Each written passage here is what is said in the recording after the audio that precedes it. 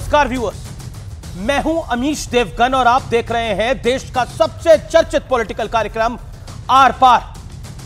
अक्सर मेरे हाथ में आप पेजेस को नहीं देखते हैं, लेकिन आज मेरे पास ये दो पन्ने हैं और ये दो पन्ने बहुत महत्वपूर्ण पन्ने हैं क्योंकि प्रधानमंत्री नरेंद्र मोदी ने बहुत कुछ कहा है और कांग्रेस के नेताओं ने भी बहुत कुछ कहा है। मौसम के साथ साथ चुनाव की पॉलिटिकल गर्मी भी बहुत तेजी से बढ़ रही है व्यूअर्स।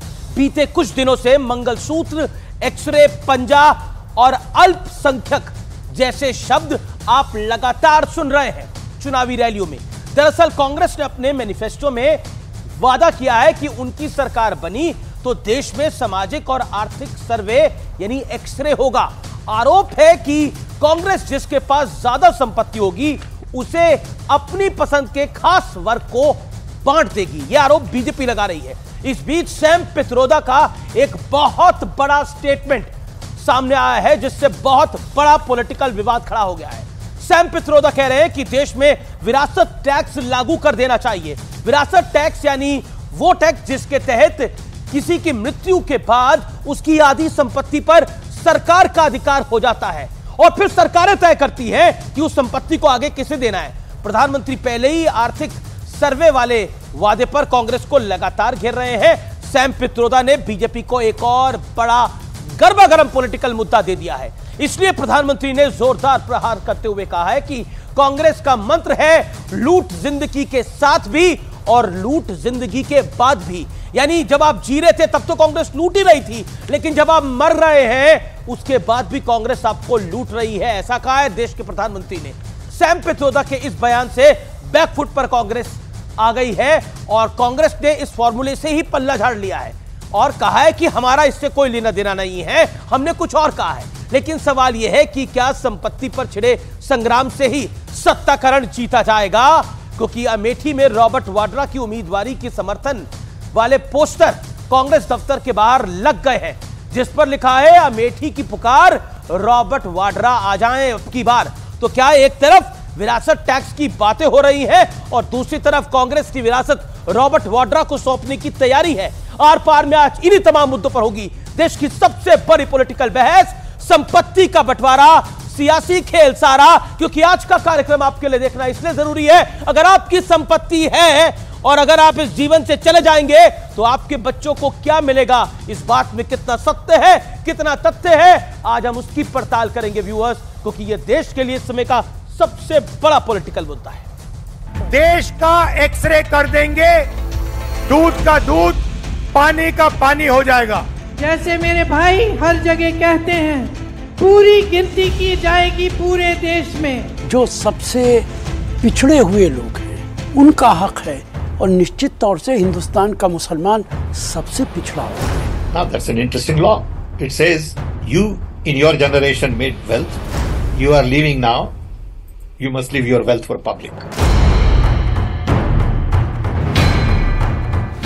घूम फिरकर लोकसभा चुनाव सियासत इसी कहानी की तरफ चक्कर लगा रही है। बीजेपी का आरोप है कि कांग्रेस लोगों की संपत्ति छीनना चाहती है, जबकि कांग्रेस कह रही है कि उनका सिद्धांत जिसकी जितनी आबादी उतनी हिस्सेदारी की है। अब इस विवाद को गांधी परिवार के बेहद करीबी सैम पित्रोदा ने नया आयाम दे दिया है। There is an inheritance tax. In India, you don't have that. If somebody is worth 10 billion and he dies, his children get 10 billion. Public get nothing. Congress का मंत्र है कांग्रेस की लूट जिंदगी के साथ भी और जिंदगी के बाद भी। इस मामले पे जो पित्रोदा जी ने कहा है वो उनकी राय है, पर भारतीय राष्ट्रीय कांग्रेस का पोजीशन नहीं। मैनिफेस्टो आपको अच्छा लगा? आपने देखा होगा कि प्रधानमंत्री पैनिक कर गए। क्रांतिकारी मैनिफेस्टो। सैम पित्रोदा जी के बयान ने कांग्रेस का मकसद देश के सामने स्पष्ट कर दिया है। 55 सालों के लिए कांग्रेस की सरकार रही है। किसी ने आपसे सोना छीना, आपके मंगलसूत्र छीने। इंदिरा गांधी ने अपना सोना, जब जंग हुई थी, अपना सोना देश को दिया।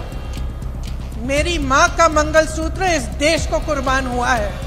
वो कह रहे हैं कि हम संपत्ति, लोगों की संपत्ति का सर्वे करवाएंगे। और संपत्ति सर्वे करके फिर उस संपत्ति को अपने अनुसार फिर उसका बंदर बांट करें। 26 तारीख को जुमे का दिन है, मुबारक दिन है। जुमे के दिन शैतान की कामयाबी नहीं होगी। कि वो खुद जिन्ना का जिन लेकर के शैतान जिसको बता रहे हैं, शैतान को डब्बे में बंद करने का भी मंत्र हम जानते हैं। सवाल है कि क्या जो आरोप बीते कुछ दिनों से प्रधानमंत्री मोदी कांग्रेस पर लगा रहे थे, उस पर सैम पित्रोदा और राशिद अलवी जैसे लोगों ने मुहर लगा दी है, या फिर यह मुद्दा खालिस सियासत के लिए उठाया गया है? तो आज का आर पार वाकई बहुत जोरदार और ऐतिहासिक होगा, लेकिन अब वक्त है विश्लेषण का। कांग्रेस के विरासत वाले विवाद का विश्लेषण। कांग्रेस के वादे पूरे देश में जातिगत जनगणना लागू करेंगे, जातियों की खाई गहरी करने का आरोप है। देश का एक्सरे करके दूध का दूध और पानी का पानी करेंगे, यानी पूंजी का बीजेपी का आरोप है। वोट बैंक का पता लगाने की कोशिश है। इसके बाद क्या कहा जाता है वो बहुत महत्वपूर्ण है। वंचितों और अल्पसंख्यकों की भागीदारी, यानी पिछड़ों और अल्पसंख्यकों की भागीदारी का पता लगेगा। अल्पसंख्यकों शब्द से खास समुदाय का संदेश देने की कोशिश है, यह बीजेपी का आरोप है। लेकिन कांग्रेस का नेता राशिद अलवी कह रहे हैं कि सबसे वंचित, सबसे पिछड़ा इस देश का मुसलमान है, आखिरी लाइन में वही खड़ा है। तो क्या पूरी जो बीजेपी लाइन और टोन सेट कर रही है, क्या पूरी संपत्ति मुसलमानों को देने की बात हो रही है? यहां पर यह प्रश्न खड़ा हो रहा है बीजेपी की तरफ से। बढ़ता हूं मैं आगे। कांग्रेस के वादे सभी का आर्थिक सर्वे होगा, मंगलसूत्र घर जमीन पर कांग्रेस की नजर है। इसलिए प्रधानमंत्री ने बोला जब आप जी रहे थे तो कांग्रेस लूट रही थी, जब आप स्वर्गवासी भी हो जाएंगे तो कांग्रेस लूटती रहेगी। अब मैं बढ़ता हूं आगे, सैम पित्रोदा की बात कर लेते हैं। लेकिन समृद्ध वर्ग से संपत्ति लेकर जरूरतमंदों को बांटेंगे। पीएम ने कहा कांग्रेस की लूट जिंदगी के साथ भी और जिंदगी के बाद भी। सैम पित्रोदा की सलाह क्या है? अब मरने के बाद लगे विरासत वाला टैक्स, आधी संपत्ति सरकार के पास जाए और सरकार संपत्ति जरूरतमंदों को बांटे जो उनके हिसाब से हो, जो उनके हिसाब से पिछड़े हैं, वंचित हैं। और राशिद अलवी कह रहे हैं कि पिछड़ा वंचित अगर कोई है, आखिरी लाइन में खड़ा है, तो वो देश का अल्पसंख्यक है, यानी मुसलमान है। तो सवाल खड़ा होता है कि सैम पित्रोदा की जो वकालत है ये कितनी कांग्रेस समझेगी, क्योंकि ये बड़े एडवाइजर है कांग्रेस पार्टी के। राजीव जी के एडवाइजर रहे, कांग्रेस के ओवरसीज कांग्रेस के अध्यक्ष भी हैं, हेड भी हैं। लेकिन जयराम रमेश की सफाई भी आई कि पित्रोदा का विचार कांग्रेस का विचार नहीं है, हमारी ये पोजीशन नहीं है। लेकिन बड़ा प्रश्न ये है, क्या सैम पित्रोदा, अंकल सैम ने विरासत के नाम पर बीजेपी को एक बड़ा चुनावी मुद्दा दे दिया है? और क्या इस देश का सामान्य वर्ग, मिडिल क्लास, लोअर क्लास जो है वो इससे पॉलिटिकली रिलेट करेगा, यानी वंचित गरीब भी रिलेट करेगा? आखिरकार कहां जा रहा है ये सब कुछ? लेकिन आइए बात करने के लिए कौन कौन है। Doctor Sudhanshu Trivedi joins me tonight, BJP member of parliament and spokesperson. Aziz